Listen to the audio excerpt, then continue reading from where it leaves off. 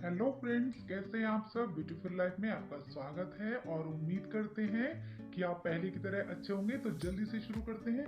दोस्तों, एक सुझाव है कि जब कोई सनातनी आधुनिक सोशल मीडिया के युग में हिंदुत्व की लड़ाई लड़ते हुए किसी मुसीबत में अगर फंस जाता है या किसी कानूनी पचड़े में फंस जाता है या अधर्मियों के हाथ का शिकार हो जाता है, तो दोस्तों बताइए कि वह सहायता के लिए किसे पुकारे। ये मेरा क्वेश्चन है आपसे। आप इसका आंसर कमेंट बॉक्स में लिखिएगा। दूसरी बात कि क्या कोई ऐसी संस्था है या कोई ऐसा हेल्पलाइन नंबर जिसे अपनी सुरक्षा के लिए हम लोग गुहार लगाएं या वो विक्टिम गुहार लगाए, या फिर बंगाली हिंदुओं की तरह चुपचाप मरता रहे, कटता रहे। आज हर हिंदू सोशल मीडिया पर हिंदुत्ववादी पोस्ट डालते हुए कहीं ना कहीं असुरक्षा की भावना रखता है। कहीं कुछ किसी मामले में फंस ना जाए या किसी वजह से उसका परिवार पर कोई संकट, कोई आपदा ना आ पड़े। तो अगर ऐसा होता है तो मित्रों बताइए कि सहायता कौन करेगा अगर ऐसा किसी के साथ हो जाता है।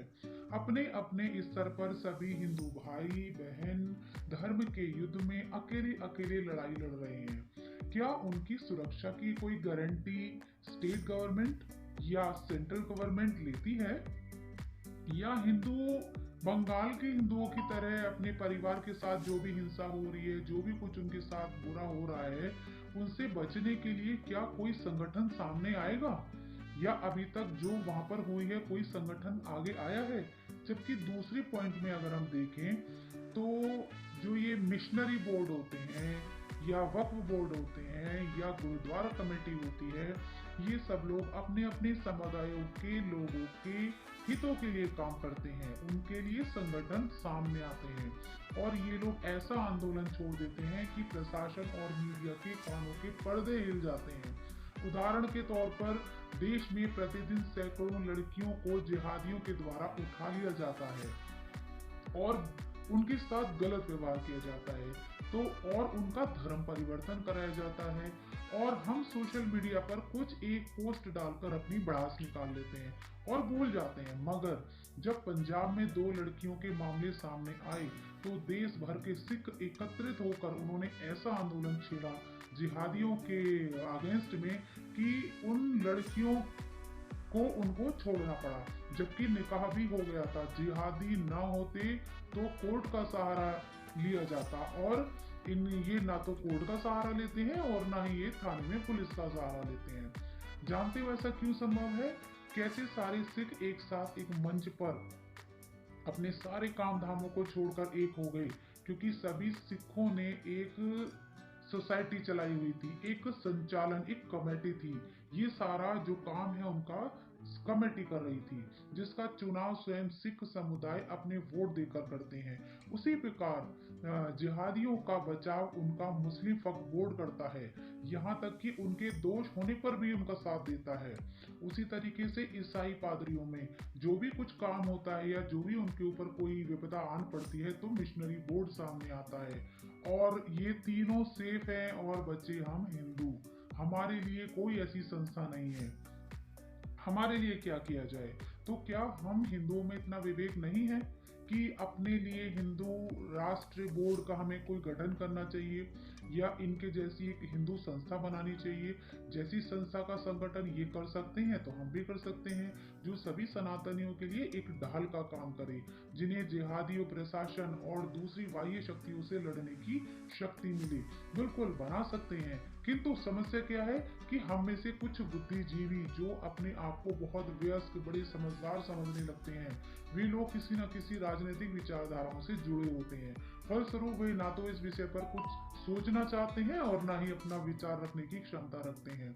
उन्हें ऐसा लगता है कि इस तरह की बातें करके और सुन के उनकी बात कोई नहीं मानेगा, और अगर ऐसा बोला भी तो उनकी कोई वैल्यू नहीं रह जाएगी।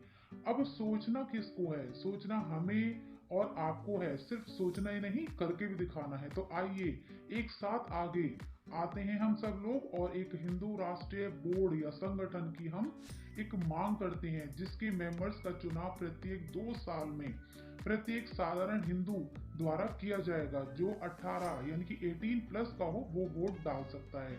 इस बोर्ड के संगठन के लिए प्रधानमंत्री द्वारा किसी अध्यादेश को लाने की आवश्यकता नहीं होगी और न ही किसी संसद में इस सदन में कोई बिल पारित करना होगा, जबकि प्रधानमंत्री महोदय अपने सरकारी बजट में इसे छपवा देंगे और काम हो जाएगा। किंतु प्रधानमंत्री इसे करेंगे तभी जब देश की करीब 40 करोड़ हिंदू अपने प्रपत्र पर इसे ऐसा करने के लिए बाध्य करेंगे। यदि एक बार ये लागू हो गया तो देश के सारे प्रमुख मंदिरों की जो धन संपत्ति करोड़ों की अरबों की जो चंदे सरकार के पास पहुंच जाते हैं, ठीक है, और इधर उधर के कामों में लगाए जाते हैं, वो सब इसी बोर्ड के पास, हमारे राष्ट्रीय हिंदू संगठन बोर्ड के पास आ जाएंगे, जिससे वे धर्म में लोगों की भलाई के लिए खर्च कर सकेंगे, न कि किसी जिहादी समुदाय को फ्री में सब्सिडी या मौलवियों को तनख्वाह वगैरह दी जाएगी। ये सारा खर्च दोस्तों हिंदू सैलरी से ही चलता है, जो मंदिरों से आता है। हम लगता है ना कि हम भगवान को दे दिया, नहीं, वो पता नहीं कहाँ कहाँ जाता है, ये ना आपको पता है ना हमको पता थी, और अब ये सबको पता लगने लगा कि कहाँ कहाँ पैसा जाता है। तो हिंदू एक सशक्त वोट बैंक बनाए, उसे अपने राष्ट्रीय हित के लिए किसी राजनीतिक दल पर निर्भर न होना पड़े, बल्कि सभी राजनीतिक दल कोर्ट पर जनेऊ डालें और हिंदू के तलवे चाटते नजर आएंगे। इसे क्रियान्वयन में लाएं और आप बताएं कि इसके लिए क्या करना चाहिए। ये जानने के लिए कृपया अपना सहयोग दीजिए, ताकि आपको अगला कदम जब आपको अगला कदम के बारे में बताया जा सके। तो आप सबसे हमारी यही विनती है कि एक ऐसा बोर्ड सामने लाया जाए, ठीक है ना। तो इसको आपको क्या लगता है, नेता फॉरवर्ड करेंगे, अभिनेता फॉरवर्ड करेंगे, क्या करेंगे दोस्तों? और खासकर मेरे हिंदू बहन भाइयों से, बच्चों से, सभी से निवेदन है कि इसको हम फॉरवर्ड करेंगे। हम किसी के ऊपर डिपेंड नहीं है, हमारी अच्छी खासी जनसंख्या है। नेता का अपना एक संख्या होती है 100, 50, 1000, 2000 सेलिब्रिटीज की, लेकिन हम पब्लिक बहुत बड़ी शक्ति होती है। हम इसको फॉरवर्ड करेंगे, इसको जन जन तक पहुंचाएंगे और एक सोशल मीडिया पर ऐसी हम जंग छेड़ देंगे कि ये संगठन बनाकर रहेंगे। हम भी कहीं ना कहीं एक सेफ होना चाहते हैं। तो दोस्तों, ये आपको कैसा लगा, आपने सुना, इसके लिए बहुत बहुत धन्यवाद। इसको लाइक कीजिए, कमेंट कीजिए, और अगर आप हमारे चैनल पर नए हैं तो इसको सब्सक्राइब भी कीजिएगा। और आने वाली वीडियो के साथ हम आपको मिलते रहेंगे, और कमेंट सेक्शन में जाकर लिखिए कि आपको कैसा लगा, आने वाली वीडियोस आप किस तरीके की देखना चाहते हैं। तब तक के लिए धन्यवाद, बाय बाय।